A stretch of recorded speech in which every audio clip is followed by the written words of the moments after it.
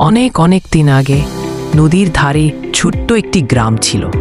সেই গ্রামে থাকতো এক ছেলে, নাম তার গোপাল। গোপাল ছিল বয়সে ছোট, কিন্তু বুদ্ধিতে বড়দেরও হার মানাত।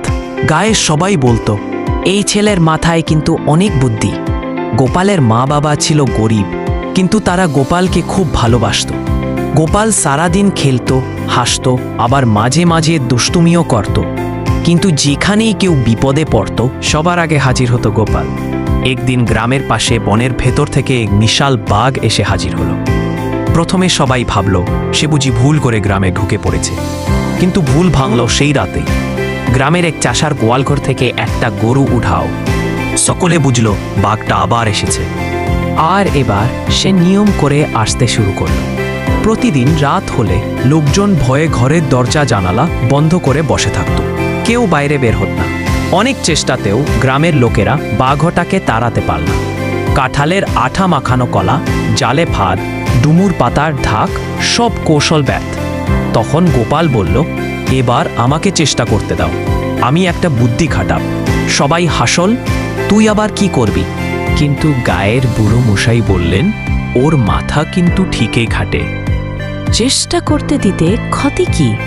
সেই দিন সন্ধ্যাবেলা গোপাল মাকে বলল, মা, তোমার দুধটা দাও, একটু মধু আর একটা মুরগিও দিতে হবে। মা অবাক, কিন্তু গোপালের উপর ভরসা ছিল। তিনি সব দিয়ে দিলেন। গোপাল কলা পাতার উপর সুন্দর করে সাজিয়ে রাখল খাবারগুলো, চারপাশে ছড়িয়ে দিল কিছু ঘুম পাড়ানি গুঁড়ো, যেটা সে বড় ঠাকুরদাদার কাছ থেকে জোগাড় করেছিল। ওটা আগে গ্রামের গুরুদের ওষুধে ব্যবহার হতো। রাতে যখন চারদিক নিস্তব্ধ, সবাই ঘরে ঘুমিয়ে পড়েছে, তখনই বাঘ এসে হাজির। গন্ধে টান পড়ে তার। এমন সুস্বাদু খাবার তো আগে কখনো পায়নি। বাঘ সব খেয়ে ফেল, আর খানিক বাদে গম্ভীর গড়গড় শব্দে ঘুমিয়ে পড়ল। গোপাল আস্তে আস্তে এসে দেখলে বাঘ গভীর ঘুমে আচ্ছন্ন। সে তাড়াতাড়ি গ্রামের লোকজনকে ডাকল, চলো এবার খাঁচায় ঢোকাও।